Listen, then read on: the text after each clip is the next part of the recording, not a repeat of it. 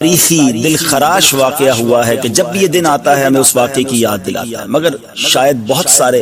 Viewers کو، بہت سارے ناظرین کو یہ نہ معلوم ہو کہ یہ دن فقط یہی واقعہ نہیں ہوا، مگر اس سے پہلے بھی اسلامی تاریخ کے بڑے امپورٹنٹ، بڑے ہی امیزنگ واقعات اس دن ہوئے۔ اب ذرا سب سنتے جائیے گا کہ حضرت آدم علیہ نبینا علیہ الصلوۃ والسلام کی جو توبہ قبول کی گئی وہ دن 10 محرم الحرام کا تھا۔ حضرت آدم کی جو پیدائش ہوئی، دا برتھ ڈے آف سیدنا آدم علیہ الصلوۃ والسلام، وہ بھی 10 محرم۔ اسی دن انہیں جنت میں بھی داخل کیا گیا۔ اسی دن عرش، کرسی، آسمان، زمین، سورج، چاند، ستارے اور جنت کو پیدا کیا۔ آپ سوچئے کہ بیسکس آف دا ورلڈ جو ہیں وہ 10 محرم والے دن پیدا کیا گیا۔ سیدنا ابراہیم علیہ السلام خلیل اللہ ہیں، آپ کا جو برتھ ڈے ہے، آپ کی بھی جو پیدائش کا دن ہے وہ بھی 10 محرم الحرام ہے۔ پھر اسی طرح اسی دن حضرت ابراہیم علیہ السلام کو جو آگ سے نجات ملی تھی، جو آگ گلزار بنی تھی، وہ بھی 10 محرم کا تھا۔ یہی وہ دن تھا جب حضرت موسیٰ علیہ نبینا علیہ السلام اور آپ کی امت کو نجات ملی اور فرعون اپنی قوم سمیت غرق ہوا۔ حضرت سیدنا عیسیٰ روح اللہ علیہ نبینا علیہ السلام کی جو پیدائش ہے وہ بھی 10 محرم الحرام۔ جو حضرت عیسیٰ علیہ السلام کو آسمانوں پر اٹھایا گیا، ناظرین، that was also the day of عاشورہ، وہ بھی دن 10 محرم الحرام کا تھا۔ حضرت نوح علیہ السلام کے زمانے کے طوفان کو کون نہیں جانتا، مگر اس طوفان سے جو فارغ ہونے کے بعد ان کی کشتی کوہ جودی پر ٹھہری تھی، وہ دن بھی 10 محرم الحرام کا تھا۔ حضرت سلیمان علیہ السلام کی بادشاہت پوری دنیا میں مشہور، مگر جو یہ بادشاہت، یہ ملک عظیم آپ کو جو عطا کیا گیا، وہ دن بھی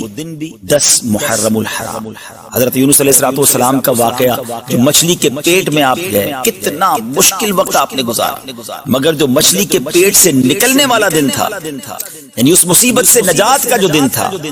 وہ دن بھی 10 محرم الحرام ہی تھا۔ حضرت یعقوب علیہ السلام کی بینائی کا جو ضعف دور ہوا، قرآنی واقعہ کہ آپ کی بینائی میں جو کمزوری تھی وہ جو دور ہوئی، وہ دن بھی 10 محرم الحرام کا تھا۔ حضرت یوسف علیہ السلام کی ہسٹری جنہوں نے پڑھی ہے انہیں معلوم ہے کہ آپ کو گہرے کنویں میں ڈال دیا گیا، مگر اس گہرے کنویں سے جو نکالا گیا وہ دن بھی 10 محرم الحرام کا تھا۔ حضرت ایوب علیہ السلام کے صبر کو، آپ کی تکلیف کو، آپ کی بیماری کو آپ جانتے ہوں گے، آپ نے پڑھا ہوگا کہ ان کے ساتھ کتنی پرابلمز تھی، مگر اس تکلیف کو جو دور کیا گیا وہ دن بھی 10 محرم الحرام۔ ناظرین، بارش دنیا میں جو سب سے پہلی نازل ہوئی وہ دن بھی 10 محرم الحرام۔ یہ بھی یاد رہے کہ اس 10 محرم الحرام کا روزہ پچھلی امتوں میں مشہور تھا، اور یہاں تک کہا گیا کہ اس دن کا روزہ ماہ رمضان کے روزوں سے پہلے فرض تھا، پھر اسے منسوخ کر دیا گیا۔ یہ تقریباً میں نے آپ کو 24 واقعات، انسیڈنٹ اور ایونٹس بتائے جو اس دن ہوئے، 25واں پھر وہ واقعہ امام علی مقام، امام عرش مقام، امام تشناق، امام حسین رضی اللہ عنہ اور آپ کے رفقا کو بھوکا پیاسا رکھا کربلا کے میدان میں جو شہید کیا گیا، وہ دن بھی 10 محرم الحرام۔ تو اس کا مطلب یہ ہوا کہ اب اسلامی تاریخ کا تاریخی ترین دن ہے، ہسٹوریکل دن ہے، اور اس دن بہت بڑے بڑے اسلامی واقعات ہوئے۔ اگر کسی کا ذہن ہو تو وہ سوچے کہ اس دن میں اللہ کی رحمت کو کس قدر پکار سکتا ہوں، کس قدر عبادت کر سکتا ہوں۔ جو رب حضرت یوسف کو گہرے کنویں سے نکال سکتا ہے، جو حضرت یونس کو مچھلی کے پیٹ سے نکال سکتا ہے، جو حضرت ایوب کی بیماری کو دور کر سکتا ہے، جو حضرت موسیٰ کے لیے عاشورہ کے دن فرعون سے نجات کے لیے دریائے نیل میں راستے نکال سکتا ہے، وہ رب کریم میری مشکلوں کو بھی دور فرما سکتا ہے، وہ رب کریم میرے لیے بھی رحمت کے دروازے کھول سکتا ہے۔ تو یہ دن ہم نے عبادت میں، رب کو پکارنے میں، اس کی بارگاہ میں التجا کرنے میں گزارنا ہے، اور اس کی بارگاہ میں اسی طرح التجائیں کرنی ہیں، تو انشاءاللہ ضرور کرم ہوگا۔ اب آئیے چلتے ہیں ناظرین، حضرت عیسیٰ علیہ السلام کو آسمانوں کی طرف اٹھایا گیا، وہ بھی یہ دن تھا، اور حضرت موسیٰ علیہ السلام کو جو فرعونیوں سے نجات ملی، وہ بھی آج کا دن تھا۔ اب ناظرین ہم چلتے ہیں یہ واقعہ، اس سے پہلے میں چاہوں گا کہ جن کے ساتھ یہ واقعہ پیش آیا، ان کا مقام کیا تھا، ان کا مرتبہ کیا تھا، ان کا سٹیٹس کیا تھا. کوئی آرڈنری کوئی نارمل پرسنالٹی نہیں ہے. یقیناً صحابہ کرام سبھی ہمارے سروں کے تاج، مگر امام حسین آپ تو نبی پاک کے گویا جگر کا ٹکڑا ہے. اور پیارے آقا علیہ الصلوۃ والسلام کی ایسی ایسی احادیث ہیں کہ ہم سنیں تو ایمان تازہ ہو جاتا ہے اور اہل بیت کی محبت دل میں اور بڑھ جاتی ہے. سید الشہداء سیدنا امام حسین رضی اللہ تعالیٰ عنہ کی ولادت جو ہے وہ 5 شعبان سن 4 ہجری کو مدینہ منورہ میں ہوئی. آپ علیہ الصلوۃ والسلام نے آپ کا نام حسین اور شبیر رکھا. آپ کی کنیت ابو عبداللہ اور لقب سبط رسول اللہ، یعنی سبط کہتے ہیں درخت کو اور جس کی بہت ساری شاخیں ہوں. پھر اللہ پاک نے حضرت امام حسین کی نسل کو کتنی برکت دی اور پوری جو یوں کہی کہ سید صاحبان جو ہے دنیا بھر میں وہ حسنی اور حسینی سید بنے. تو یہ ایسا درخت ہے جس کی شاخیں اللہ پاک نے کیسی عطا فرمائی اور دنیا بھر میں اللہ نے نبی پاک کی گویا نسل مبارک کو ان سے آگے بڑھایا. پھر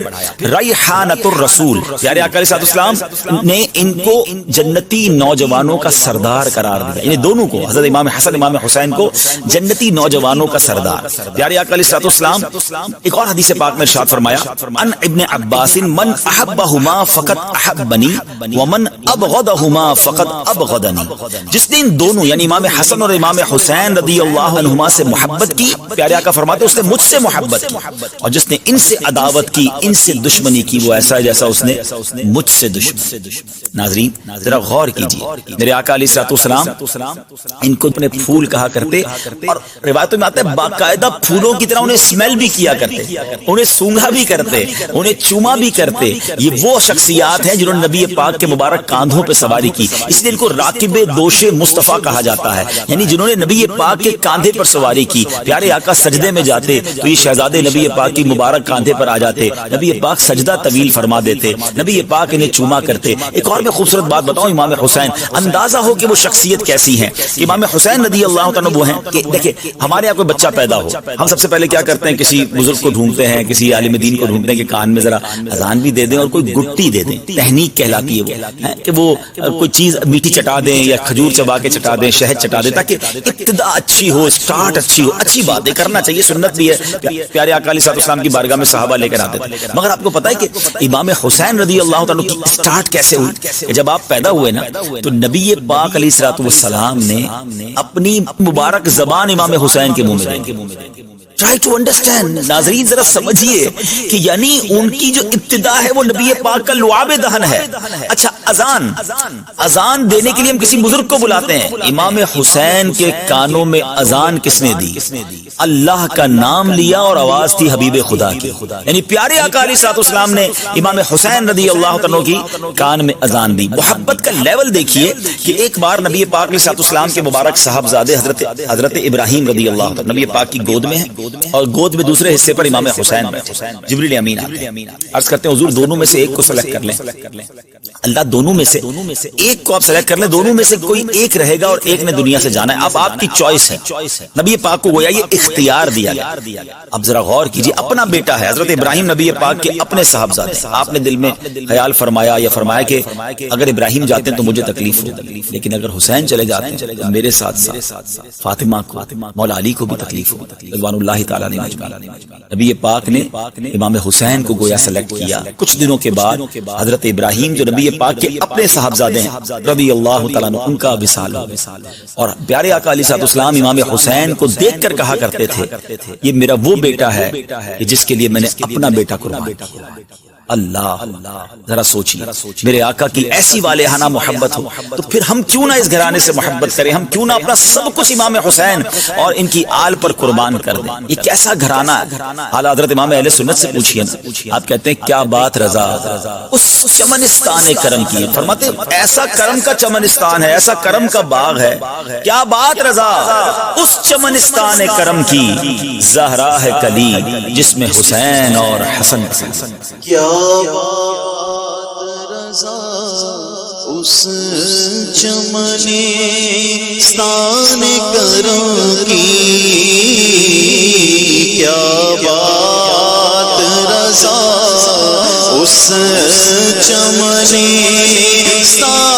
کرم کی، کیا بات رضا اس چمنستان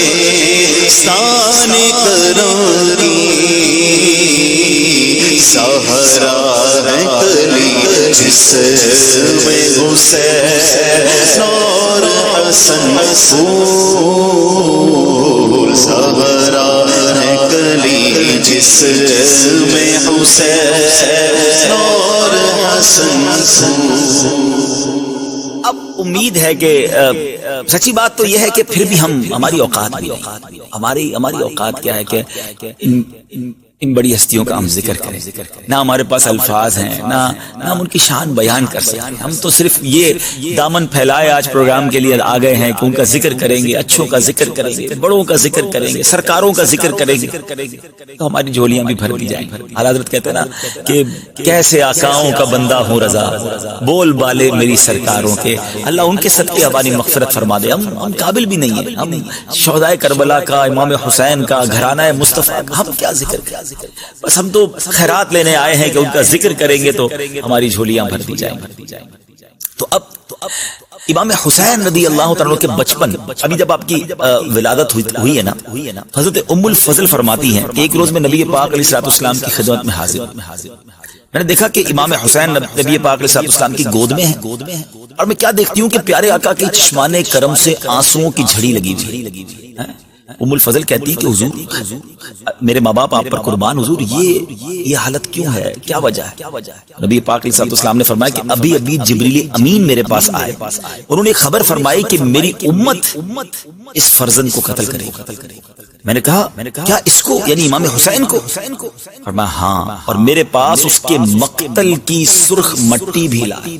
یعنی جبریل امین نے یہ خبر امام حسین کے بچپن میں ہی دے دی کہ یہ شہید بھی ہوں گے، اور جس مقام پر شہید ہوں گے اس کی مٹی بھی پیارے آقا کو دکھائی گئی. ایک اور روایت سنی، ابو نعیم نے نجی حضرمی سے روایت کی کہ وہ سفر صفین میں حضرت مولا علی شیر خدا کرم اللہ تعالی وجہ الکریم، جو حضرت امام حسین کے والد محترم کہتے ہیں، ان کے ساتھ تھے. جب نینوا کے قریب پہنچے جہاں حضرت یونس علیہ السلام کا مزار اقدس ہے، تو مولا علی کرم اللہ تعالی وجہ الکریم نے ندا کی کہ اے ابو عبداللہ فرات کے کنارے ٹھہرو. میں نے عرض کی کس لیے؟ فرمایا نبی کریم علیہ السلام نے فرمایا کہ جبریل امین نے مجھے خبر دی ہے کہ امام حسین رضی اللہ تعالی فرات کے کنارے شہید کیے جائیں گے، اور مجھے وہاں کی ایک مشت مٹی بھی دکھائی. اسی طرح مولا علی کے ہمراہ ایک اور بزرگ کہتے ہیں کہ ہم ساتھ تھے، تو امام حسین رضی اللہ عنہ کی جہاں آج قبر منور ہے اس کے مقام پر پہنچے. مولا علی نے پہلے ہی بیان کر دیا کہ یہاں ان کے اونٹ بندھیں گے، یہاں شودا کے اونٹ بندھیں گے، یہاں ان کے کجاوے رکھے جائیں گے، یہاں ان کے خون بہیں گے، اور جوانان آل محمد صلی اللہ علیہ وسلم اس میدان میں شہید ہوں گے، آسمان و زمین ان پر روئیں گے. میرے پیارے اسلام بھائی، یہاں چلے میں پہلے تو ذرا یہ بتاؤں کہ فرات نہر ہے بڑی زبردست، آج بھی جو کربلا جاتے ہیں ان کو پتا ہے، مگر فرات کا کنارہ تھا، مگر ان ظالموں نے پانی نہ پی لیا اور پیاسا ہی ان کو دنیا سے جانا پڑا. وہ مولانا حسن رضا خان صاحب کا شعر ہے نا کہ آپ فرماتے ہیں کہ اے فرات تو خاک میں مل جا، تجھے اہل بیت کے نوجوانوں کی سوکھی زمانے نظر نہ آئے. خشک ہو جا خاک ہو گئے، خاک میں مل جا پورا، خشک ہو جا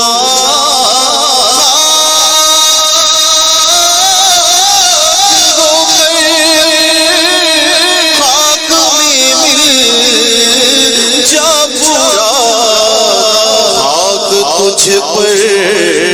دیکھ تو سوکھی زبانیں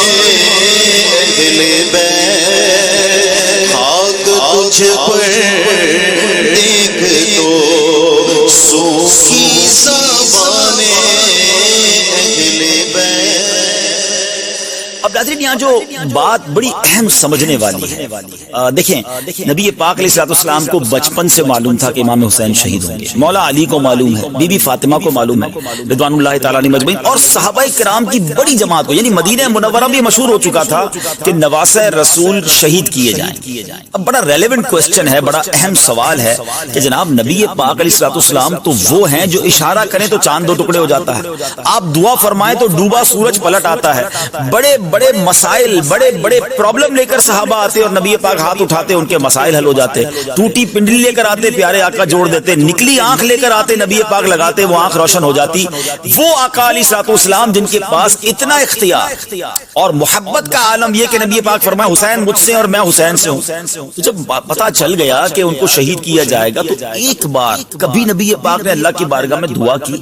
یا اللہ میرا نواسا ہے، میں اس سے بڑی محبت کرتا ہوں، اے اللہ وہ مصیبت کربلا کے میدان کی اس سے ٹال دے. رب کریم یہ جو امتحان ہونا ہے میرے حسین پر وہ امتحان نہ آئے. اچھا چلے نبی پاک نے دعا نہیں کی، مولا علی کے تو جگر کا ٹکڑا تھے نا، مولا علی نبی پاک کے پاس آ جاتے. اچھا ماں تو ماں ہوتی ہے نا، خاتون جنت رضی اللہ تعالی عنہا کبھی نبی پاک کی بارگاہ میں آتی کہ حضور ایک طرف تو آپ حسین سے اتنا پیار کرتے ہیں، حضور میرا بیٹا ہے، آپ دعا کر دیں اللہ کی بارگاہ میں اللہ یہ امتحان ٹال. آپ سوچئے یہ کیا بات تھی. ایوری بڈی نوز اٹ، سب کو معلوم ہے، مگر کوئی دعا نہیں کر رہا اس امتحان کے ٹلنے کی، کوئی التجا نہیں کر رہا. اس کا مطلب پتہ کیا ہوا ناظرین ہے کہ سب لوگ اس امتحان کے لیے تیار تھے. وہ امام حسین کی پرورش کر رہے ہیں کہ ہمارا بیٹا بڑا ہو کر اس امتحان سے گزرے، اللہ کی رضا کے لیے اپنا سر کٹائے، شہادت کا مرتبہ حاصل کرے. یہ کیسا جذبہ تھا، یہ کیسی ٹریننگ تھی، یہ کیسی رب کی رضا پر راضی رہنا تھا. وہ شاعر کہتے ہیں نا، زباں پر شکوائے رنج و علم لایا نہیں کرتے، زباں پر شکوائے رنج و علم لایا نہیں کرتے، نبی کے نام لیوا غم سے گھبرایا نہیں. آپ سوچئے کہ یہ یعنی اب ہم سب کے لیے میسج کیا ہے. میں نے جیسے پروگرام کے شروع میں کہا تھا کہ ہم واقعہ کربلا انشاءاللہ پوری کوشش کریں گے کہ سٹیپ بائی سٹیپ بیان کریں، مگر اپنے لیے بھی تو میسج لینا کہ بچپن سے پتا ہے یہ بیٹا شہید ہوگا، سب راضی، ہم پر چھوٹا سا امتحان آ جائے، ہم پر چھوٹی سی کوئی پرابلم آ جائے، واویلا، شکوے، شکایات، کمپلین، پتہ نہیں میرے ساتھ کیوں ہو رہا ہے، میرا کیا قصور ہے، مجھ پر یہ آفت کیوں آئی ہے، میں تو یہ بھی کرتا ہوں، میں تو وہ بھی کرتا ہوں. اپنے گناہ یاد نہیں آتے، ایسے موقع پر اپنی نیکیاں یاد آتی ہیں جو پہلی ہماری نیکیاں ناقص ہیں. ہم کیوں بھول جاتے ہیں امام حسین کے امتحان کو، کیوں بھول جاتے ہیں حضرت ایوب کے امتحان کو، کیوں بھول جاتے ہیں حضرت موسیٰ کے امتحان کو. حضرت ابراہیم کو تو آگ میں ڈالا گیا، اللہ کے نبی ہیں، یہ تمام واقعات بتا رہے ہیں کہ زباں پر شکوے رنج و علم لایا نہیں کرتے، نبی کے نام لیوا غم سے گھبرایا نہیں کرتے. بلکہ امیر اہل سنت نے تو ہمیں ایک اور بہت پیارے انداز میں سمجھایا ہے، خاص طور پہ مبلغین کو، جو لوگ دین کا کام کرتے ہیں اور جب تھوڑا سا کام کرتے ہیں کوئی ساتھ نہیں دیتا، دل توڑ بیٹھ جاتے ہیں. یار بھائی نیکی کا زمانہ نہیں ہے، میں تو چلا تھا مسجد بنانے، میں تو چلا تھا لوگوں کو نیکی کا کام کرنے، میرا ساتھ ہی کسی نے نہیں دیا، میرا دل توڑ دیا، میں تو نہیں کروں گا کام. نہیں جناب، یہ شروع میں مشکلیں آتی ہیں. امیر اہل سنت فرماتے پیارے مبلغ معمولی سی مشکل پہ تو گھبراتا ہے، پیارے مبلغ معمولی سی مشکل پہ تو گھبراتا ہے، دیکھ حسین نے دین کی خاطر سارا گھر قربان کیا. تو سمجھے نا کہ یہ قربانیاں دے کر دین پھیلا. تو ہمارے ساتھ بھی پرابلمز آئیں گے. بہت خوبصورت جملہ ہم نے اپنے نگران شورا سے سنا ہے، وہ فرماتے ہیں کہ زندگی کی گاڑی مسائل کے پہیوں پہ چلتی ہے، مسائل آئیں گے، پرابلمز آئیں گی، یہ ہمیں ٹیسٹ کیا جاتا ہے، یہ ہمیں ہمارا امتحان لیا جاتا ہے. تو کربلا کے اس واقعے سے خاص طور پہ بچپن میں جو نبی پاک کو امام حسین کے بچپن میں معلوم تھا یہ شہید ہوں گے، مگر there is no complain. یہ سبق دے رہا ہے ہم سب کو کہ اگر آ جائے کوئی مشکل، یا اللہ ہم تیری رضا پر راضی ہیں، اے اللہ ہمیں اس مشکل دعا کرنے میں حرج نہیں ہے، لیکن واویلا نہیں، شکوہ نہیں، کمپلین نہیں، سب لوگوں کو بتانے کا کیا فائدہ، مزہ پتہ کیا ہے. اچھا ایک جملہ آپ نے سنا ہوگا، صبر جمیل کہتے ہیں نا، اللہ آپ کو صبر جمیل عطا فرمائے، صبر جمیل پر اجر عظیم عطا فرمائے. کبھی کسی کو پوچھ لیا حضرت صبر جمیل کا معنی کیا ہے؟ میں آپ سے پوچھتا ہوں، جی مدنی چینل کے ناظرین میں آپ سے پوچھتا ہوں، صبر جمیل کس کو کہتے ہیں؟ یہ کسی جمیل بھائی کا صبر نہیں ہے. اس کی ڈیفینیشن یہ ہے، اس کی تعریف یہ ہے کہ ایک بندہ ہے جو پرسکون ہے، کوئی پرابلم نہیں، اور ایک اس کے برابر میں بندہ وہ بیٹھا ہے جو بڑی تکلیف میں ہے، مگر دونوں کو دیکھ کر پتہ نہ چلے کون مشکل میں. میرا چہرہ بھی نہ بتائے کہ اندر کتنا درد ہے، اندر کتنی تکلیف ہے، کیونکہ میں جانوں میرا رب جانے. ہاں مزہ یہ، یعنی صبر اس کا نام ہے، صبر جمیل اس کا نام ہے کہ کسی کو پتہ نہ چلے. وہ شاعر کہتا ہے نا، کسی کا احسان کیوں اٹھائیں، کسی کو حالات کیوں بتائیں، تم ہی سے مانگیں گے تم ہی دو گے، تمہارے در سے ہی لو لگی ہے. کسی کا احسان کیوں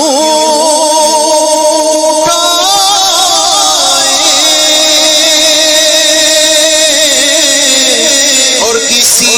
کو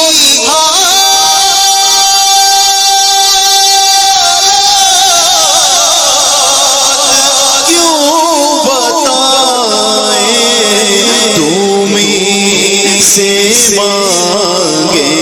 گے تو بغی دو گے آقا تمہیں سے مانگیں گے تو بغی دو گے تمہیں سے مانگیں گے تمہیں دو گے تمہارے در سے ہی لالگی ہے یہ سب تمہارا کرم ہے امید ہے کہ میں اللہ کرے کہ یہ پیغام لینے میں ہم کامیاب ہو جائیں کہ امتحان آئیں گے مشکل آئیں ابھی بھی ہو سکتا ہے کسی مشکل میں کسی پریشانی میں بیماری میں قرضے میں ٹینشن میں کربلا والوں کو یاد کریں اور اللہ کی رضا پر راضی رہیں ان اللہ مع الصابرین انشاءاللہ اس کی رحمت ساتھ ہوگی سب بہتر ہو جائے اب چلتے ہیں ناظرین اب یہ واقعہ پہلے تو آپ نے مقام امام حسین سن لیا بچپن سے ہی سب کو معلوم ہے اور اسی امتحان کی تیاری ہو حضرت امیر معاویہ رضی اللہ رجب 60 ہجری میں بمقام دمشق میں یعنی دمشق میں آپ کا انتقال ہوا آپ کے پاس نبی پاک علیہ الصلوۃ والسلام کے بڑے پیارے تبرکات تھے آپ کے پاس پیارے آقا کا ازار شریف ردائے یعنی چادر اقدس تھی قمیص مبارک تھا منہ مبارک تھے نبی پاک کے مبارک ناخن تھے اور آپ نے یہ وصیت کی تھی کہ مجھے نبی پاک علیہ الصلوۃ والسلام کی ازار شریف نبی پاک کی چادر مبارک اور قمیص اقدس پہ کفن دیا جائے اور میرے ان اعضاء پر جن پر سجدہ کیا جاتا ہے پیارے آقا کے منہ مبارک اور ناخن کے تراشے رکھ دیے جائیں اور مجھے ارحم الراحمین کے رحم و کرم پر چھوڑ دیا جائے یہ عشق رسول تھا حضرت امیر معاویہ کا اور خاص طور پہ تبرکات سے جو انہیں پیار تھا صحابی رسول ہے کاتب وحی ہیں یہ رہتی دنیا کے لیے میسج ہے کہ تبرکات سے صحابہ کا بھی پیار تھا اگر آج امت کا پیار ہے تو اس میں تو بہت اچھی بات ہے اچھا لیکن اب ان کا بیٹا کور باطن یزید پلید اس بدبخت نے یہ نہ دیکھا کہ میرے والد تو نبی پاک علیہ الصلوۃ والسلام کے تبرکات سے بھی پیار کر رہے ہیں ان کے ناخن مبارک ان کے منہ مبارک کو دل و جان سے عزیز رکھ رہے ہیں اور اس ظالم نے جگر گوشہ بطول نبی پاک کے سب جسم کا حصہ ہے امام حسین ان کے ساتھ ظلم کیا ان کے ساتھ زیادتی کی وہ کہتے ہیں نا کہ جس کے نصیب پھر جائے جس کے اندر بدبختی لکھی ہوئی ہو تو اس سے بہت بڑے بڑے گناہ ہوتے ہیں اچھا یہاں میں ایک چھوٹی سی بات کر کے پھر مزید آگے کی طرف چلوں گا کہ ہمیشہ ایک فارمولا یاد رکھیں کہ کبھی بھی کسی کے بچے کی غلطی کی وجہ سے کسی کے بچے کے برے عمل کی وجہ سے اس کے والد کو برا بھلا یا کریٹیسائز گھر والوں کو نہیں کیا جائے اگر یہ فارمولا بنا لیا جائے تو پھر تو حضرت آدم علیہ الصلوۃ والسلام اللہ کے نبی ہے نا آپ کا ایک بیٹا یقیناً حابیل تھا جس کو قتل کیا گیا مگر قتل کرنے والا کون تھا قابیل وہ بھی تو آپ ہی کا تو بیٹا تھا تو کیا معاذ اللہ قابیل کے قاتل ہونے کی وجہ سے حضرت آدم کو کوئی برا کہے گا وہ تو ایمان سے ہاتھ دھو بیٹھے بالکل اسی طرح حضرت نوح علیہ الصلوۃ والسلام ہے آپ کا ایک بیٹا اس مسلمان نہیں تھا تو اب پتہ یہ چلا یہ پوری اگر تفصیل پہ جائے تو بہت ساری باتیں آ جائیں گی کہ اللہ پاک کی مرضی ہے ہدایت کسی کو ملے کسی کو نہ ملے ہے اور یہ بدبختی ہوتی ہے کسی شخص کی وہ اتنے بڑے گھرانے میں بھی پیدا ہو کر وہ ہدایت کا نور حاصل نہیں کر سکتا مگر اس کی وجہ سے کبھی بھی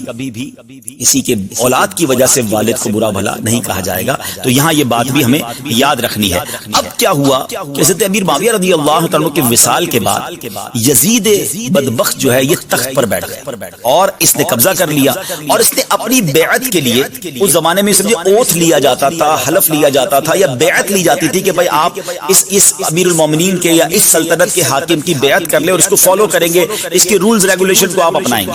تو ہوا یہ کہ سب طرف اس نے خطوط بھیج دیے ساری سلطنت میں کہ سب لوگ یزید کی بیعت کریں اب یہ ایک جو سمجھے میسنجر جو تھا خط لے کر یہ مکتوب لے کر مدینہ طیبہ ایک شخص پہنچا اور امام حسین کی بارگاہ میں آیا ان کو یہ کہا گیا تھا کہ سب سے پہلے آپ نے حضرت زبیر صحابی رسول رضی اللہ تعالیٰ وہ مدینہ پاک میں تھے اور امام حسین بھی تھے کہ ان دونوں کی بیعت لے لو گے تو معاملہ سیٹل ڈاؤن ہو جائے گا پھر پورے مدینے کے لوگ لے لیں گے تو حضرت زبیر نے بھی منع کر دیا اور امام حسین کے پاس وہ مکتوب پہنچا تو آپ نے بھی صاف انکار کر دیا کیونکہ آپ جانتے تھے کہ یزید جو ہے وہ بدبخت ہے وہ شرابی ہے وہ برے اعمال کرنے والا ہے اور وہ یہ سمجھے کہ مسلمانوں کا رہنما بننے کے قابل ہی نہیں ہے اچھا امام حسین یہ بھی جانتے تھے کہ اگر یزید کی بات مان لی جاتی ہے پھر تو سمجھے کہ اس نے بڑے آفرز بھی دیے تھے کہ آپ کو اتنے پیسے تو اتنی مراعات اور اتنی ساری چیزیں آپ کو دی جائیں گی اور آپ کی لائف بڑی لگژری کر دی جائے گی، مگر یہ تو نواسہ رسول تھے نا، یہ جانتے تھے کہ باطل کے آگے اگر آج ہم نے سر جھکا لیا، اگر آج ہم نے کسی فاسق و فاجر کو اپنا امیر بنا لیا تو پھر تو رہتی دنیا کے لیے اسلام کا نظام بگڑ جائے گا نا۔ آپ ذرا سوچئے، امام حسین خود چاہتے تو بڑی لگژری لائف گزار لیتے، کمپرومائز کر لیتے کہ ٹھیک ہے اب جیسا بھی ہے چلنے دو، لیکن آپ جانتے تھے کہ اگر وہ اس وقت کمپرومائز کر لیتے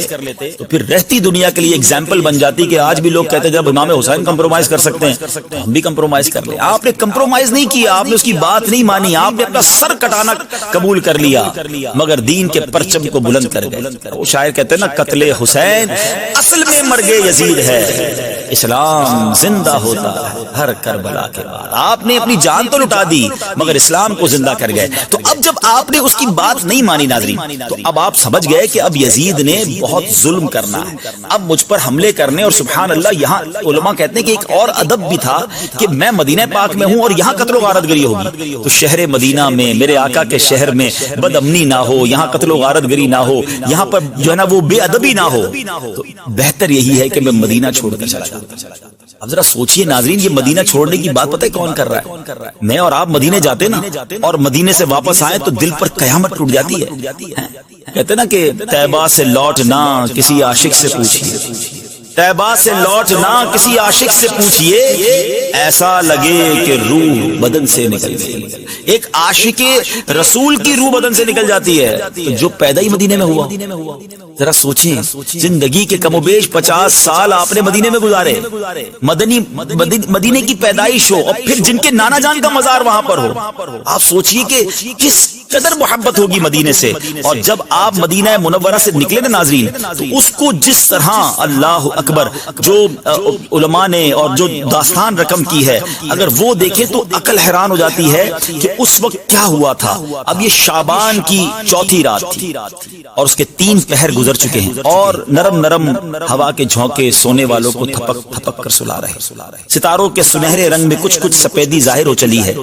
اندھیری رات کی تاریکی اپنا دامن سمیٹنا چاہتی ہے، تمام شہر میں سناٹا ہے، نہ کسی بولنے والے کی آواز کان تک پہنچتی ہے، نہ کسی چلنے والے کی چہل پہل سنائی دیتی ہے، شہر بھر کے دروازے بند ہیں، ہاں خاندان نبوت کے چشم و چراغ اس وقت جاگ رہے، سامان سفر درست کیا جا رہا ہے، ضرورت کی چیزیں باہر نکالی گئی ہیں، سواریاں دروازوں پر تیار کھڑی ہیں، پردے کا انتظام ہو چکا ہے، ادھر امام کے بیٹے بھائی بھتیجے گھر والے سواریوں پر سوار ہو رہے اور حضرت امام حسین رضی اللہ تعالیٰ عنہ مسجد نبوی سے باہر تشریف لا رہے ہیں۔ دل کی کیفیت ہے، آنکھوں میں آنسو ہیں، محرابوں نے سر جھکا کر تسلیم کی، میناروں نے کھڑے ہو کر تعظیم دی، قافلہ سالار کے تشریف لاتے ہی اب نبی زادوں کا قافلہ مدینے سے روانہ ہو رہا ہے۔ یہ وہ مدینہ ہے کہ جہاں نبی پاک علیہ السلام کو جب مکہ پاک میں ستایا گیا تھا، صحابہ کرام کے لیے زندگی مشکل کر دی گئی تھی، تو وہاں سے ہجرت کر کے سکون کے لیے، امن کے لیے، محبت کے لیے تو مدینے آئے تھے۔ یعنی میرے آقا پر جو ظلم و ستم کے پہاڑ توڑے گئے، تو میرے آقا جب مدینے آئے تو بنو نجار کی بچیوں نے نغمے گنگنا کر استقبال کیا تھا، مدینے کے لوگ مدینے کے دروازوں پر دیوانہ وار آئے تھے اور نبی پاک کا استقبال ہوا تھا۔ اور یہ کچھ ہی سالوں میں تقدیر کا کیسا یہ سمجھے کہ سرکل گھوما ہے کہ اب نواسہ رسول کو وہی مدینہ چھوڑنا پڑا۔ ناظرین، الفاظ میں بیان نہیں کیا جا سکتا کہ نواسہ رسول کے دل پر کیا گزر رہی تھی۔ نانا جان سے انہوں نے مزار پر انوار پر جا کر کیا کچھ باتیں کی، کیا کچھ عرض کیا، ایک الگ داستان ہے۔ مگر اب یہ 4 شعبان المعظم مدینہ منورہ سے یہ قافلہ جو ہے یہ مکے کی طرف روانہ ہو رہا ہے۔ بہرحال اب نبی پاک علیہ السلام کی یہ شہزادے جو ہے مکہ پاک پہنچ جاتے ہیں، اب مکہ پاک میں زندگی کے کچھ دن گزارتے ہیں۔ اس دوران ناظرین کوفی جو ہیں، جو کوفہ میں رہنے والے ہیں، انہوں نے لیٹر لکھنا شروع کیا اور وہ لیٹر بڑی تعداد میں، سینکڑوں کی تعداد میں مکتوب آئے اور ان کا لیٹر پتہ کیا تھا؟ وہ ہر بندہ یہ کہتا تھا کہ حضور ہم یزید کی بیعت نہیں کرنا چاہتے، یزید پلید ہے، یزید کے اعمال درست نہیں ہیں، وہ ہمارا امیر بننے کے لائق نہیں ہے، یا سیدی ہم آپ کی بیعت کرنا چاہتے ہیں، آپ نواسہ رسول ہیں، آپ خاندان رسول کے چشم و چراغ ہیں، آپ ہمارے پاس آئیے، ہم آپ کی بیعت کریں گے۔ اب آپ کو بہت سارے مکتوب آ گئے۔ اب دیکھیں ہر جو لیول ہوتا ہے نا بڑوں کا، ان کی ذمہ داریاں ہوتی ہیں۔ آپ کو یہ احساس ہوا کہ اگر آج میں کوفہ جا کر ان لوگوں کا ساتھ نہیں دیتا اور یہ میری بیعت نہیں کرتے، مجبوراً یزید کی بیعت کرنی پڑ گئی، تو قیامت کے دن یہ اللہ کی بارگاہ میں عرض کریں گے مولا ہم تو یزید کی بیعت نہیں کرنا چاہتے تھے مگر امام حسین ہمارے پاس آئے نہیں، ہمیں مجبوراً بیعت کرنی پڑی۔ امام حسین کو وہ رنج تھا، وہ ایک فکر تھی کہ ان لوگوں پر جو کیفیت ہے اور جو وہ مجھ سے بیعت لینا چاہتے ہیں، تو اب اسٹریٹجی پلان کی گئی۔ بدقسمتی سے جن کو تاریخ پڑھی نہیں ہے، جنہوں نے قرآن و حدیث پڑھا نہیں ہے، جنہوں نے علماء حق کی کتابیں نہیں پڑھی، تو وہ عجیب عجیب باتیں کرتے ہیں کہ جناب وہ ایک جذباتی فیصلہ تھا، یزید سے فوراً ہی آپ نے جو ہے وہ لڑائی کرنا شروع کر دی، یا آپ جناب اس کی بات ابھی تو بیعت کا اعلان ہی ہوا تھا اور آپ نے کیا نہیں۔ امام حسین نے کمال تدبر کا مظاہرہ کیا، کمال حکمت عملی کا مظاہرہ کیا، کمال دینی ذمہ داری کا مظاہرہ کیا کہ آپ ڈائریکٹ کوفہ نہیں گئے بلکہ آپ نے معاملات کو سمجھنے کے لیے اپنے کزن، اپنے چچا زاد بھائی حضرت مسلم بن عقیل رضی اللہ تعالیٰ عنہ کو بھیجا کہ آپ وہاں پر جائیے اور وہاں جا کر حالات کو دیکھیے اور پھر مجھے بتائیے کہ کیا کرنا ہے۔ حضرت مسلم بن عقیل اپنے دونوں صاحبزادوں کو لے کر اب کوفہ کو روانہ ہوتے ہیں۔ میرے پیارے اسلامی بھائیوں، جب اتنی ساری درخواستیں تھیں تو حضرت مسلم بن عقیل وہاں روانہ ہوئے، اور جب حضرت مسلم بن عقیل کوفہ پہنچے تو وہاں پر کیا ہوا؟ اچھا، امام حسین نے ایک لیٹر بھی دیا حضرت مسلم بن عقیل کو، اور وہ لیٹر کیا تھا کہ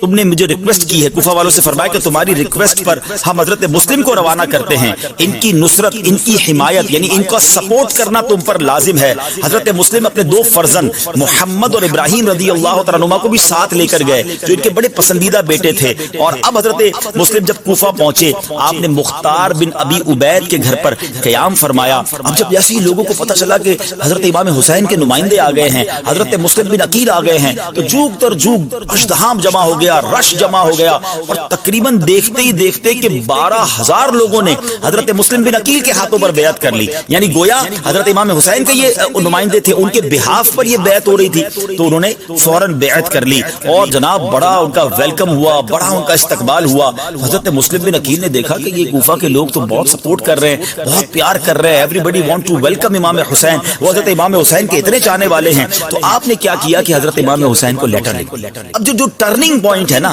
اس پورے واقعہ کربلا کا، وہ ذرا سمجھیے گا۔ حضرت مسلم بن عقیل نے ایک لیٹر لکھا کہ حضور یہاں تو حالات بڑے سازگار ہیں اور 12,000 لوگ تو میری بیعت کر چکے ہیں اور آپ کی آمد کے بڑے مشتاق ہیں اور بہت محبت آپ سے کرتے ہیں، تو آپ ضرور تشریف لائیے تاکہ یہ لوگ اس یزید پلید سے جان ان کی چھوٹے اور یہاں پر اسلام کی صحیح جو ہے وہ تعلیمات عام ہوں۔ تو سبحان اللہ، اب یہ مکتوب روانہ کر دیا گیا۔ یاد رہے اس زمانے میں انٹرنیٹ نہیں تھا، ٹیلی فون نہیں تھا، مکتوب لے کر لوگ ٹریول کرتے تھے، سخت لے کر میسنجر کو جانا پڑتا تھا، اور وہ بھی گھوڑوں اونٹوں پر سفر تھا۔ تو بہرحال ایک مکتوب لکھ کر انہوں نے روانہ کر دیا۔ اچھا، آپ نے مکتوب روانہ کر دیا۔